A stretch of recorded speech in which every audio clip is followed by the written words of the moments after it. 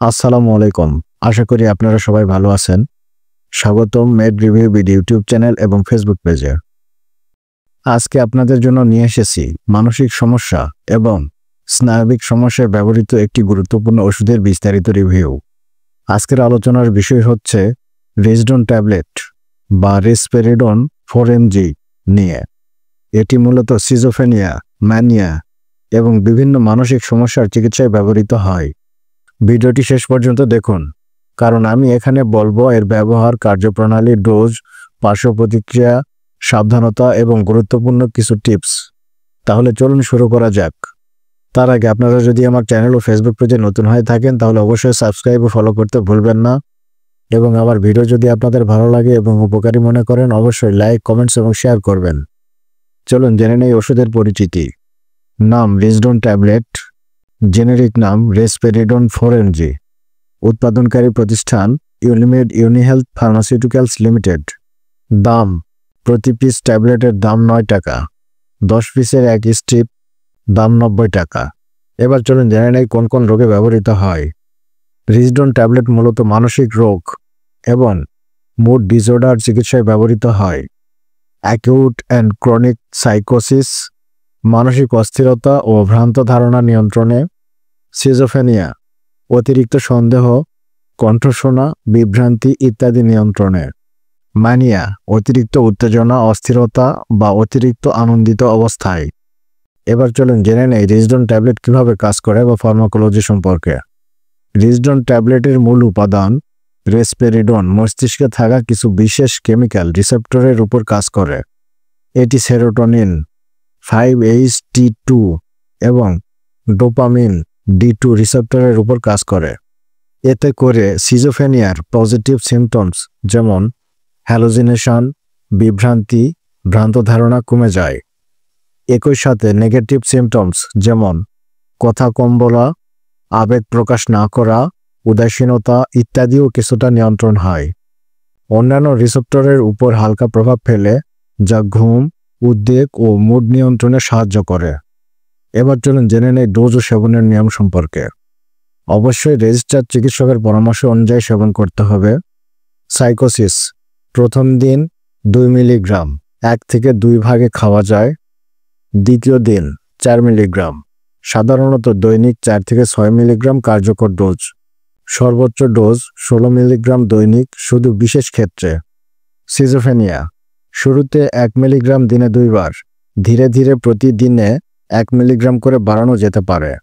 লক্ষ্য dose 3 milligram দিনে 2 বার। সমন্বয় সাধারণত 1 সপ্তাহের ব্যবধানে করা হয়। ম্যানিয়া, শুরুতে 2 মিলিগ্রাম দিনে 1 বার, প্রয়োজনে 1 মিলিগ্রাম করে বাড়ানো যায়। সাধারণত দৈনিক 1 থেকে 6 মিলিগ্রাম। ইলডারলি, বয়স্ক বা লিভার কিডনি রোগী, শুরুতে 1 মিলিগ্রাম দিনে 2 বার, ধীরে ধীরে বাড়ানো হয়। শিশু 15 বছরের নিচে সুপারিশকৃত নয়। এবার চলুন জেনে নেই ওষুধের ইন্টারঅ্যাকশন সম্পর্কে। রিজডন কিছু ওষুধের সাথে প্রতিক্রিয়া করতে পারে। লিভোডোপা বা ডোপামিন অ্যাগনিস্টস কার্যকারিতা কমিয়ে দেয়। কার্বামাজেপিন, ক্লোজাপিন শরীরে রেসপেরিডনের মাত্রা পরিবর্তন করে। অ্যান্টিহাইপারটেনসিভস, রক্তচাপের ওষুধ, এদের প্রভাব বাড়িয়ে দিতে পারে। এবার চলুন জেনে নেই কাদের জন্য নিষিদ্ধ। যাদের রেসপেরিডনে অ্যালার্জি আছে, গুরুতর হৃদরোগ, খিঁচুনি বা লিভার কিডনি রোগীদের ক্ষেত্রে সতর্কতা। গর্ভবতী ও স্তন্যদানকারী মায়েদের ক্ষেত্রে চিকিৎসকের পরামর্শ ছাড়া ব্যবহার করা যাবে না। পার্শ্ব প্রতিক্রিয়া, প্রতিটি ওষুধের মতোই রিজডন ট্যাবলেটের কিছু পার্শ্ব প্রতিক্রিয়া থাকতে পারে।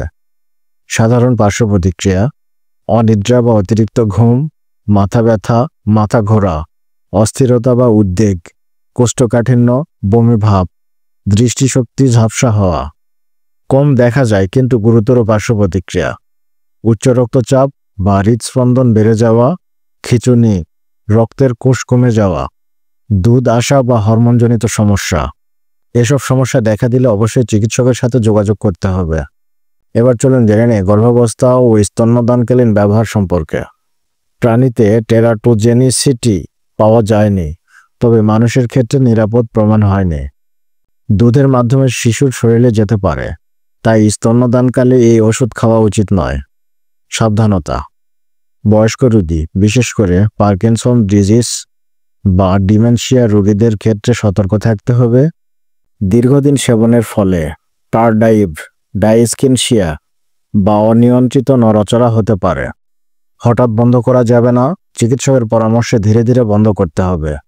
সংরক্ষণ: 30 ডিগ্রি সেলসিয়াসের নিচে রুম টেম্পারেচারে রাখতে হবে।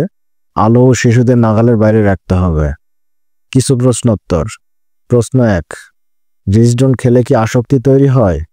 উত্তর: না, এটি আসক্তি তৈরি করে না। প্রশ্ন 2, কতদিন খেতে হবে? উত্তর: রোগ ও উপসর্গের উপর নির্ভর করে। সাধারণত দীর্ঘ সময় ধরে খেতে হয়। চিকিৎসকই নির্ধারণ করবেন। প্রশ্ন 3, রিজডন খাওয়ার সময় কি ড্রাইভ করা যাবে? উত্তর: না, কারণ এটি ঘুম ভাব বা মাথা ঘোরার সৃষ্টি করতে পারে। এই ছিল আজকের আলোচনা রিজডন ট্যাবলেট বা রেসপেরিডন 4mg সম্পর্কে বিস্তারিত রিভিউ। আশা করি ভিডিওটি আপনাদের উপকারে আসবে। মনে রাখবেন, এটি মানসিক রোগের একটি শক্তিশালী ওষুধ, তাই চিকিৎসকের পরামর্শ ছাড়া কখনোই নিজে নিজে সেবন করবেন না। ভিডিওটি যদি ভালো লেগে থাকে তবে লাইক, কমেন্টস এবং শেয়ার করুন। এ ধরনের আরও ওষুধ রিভিউ ভিডিও পেতে আমার চ্যানেলটি সাবস্ক্রাইব করুন এবং পাশে থাকা বেল আইকনটি প্রেস করে রাখুন। সবাই ভালো থাকুন, সুস্থ থাকুন। দেখা হবে পরবর্তী ওষুধ রিভিউ ভিডিওতে। আল্লাহ হাফেজ।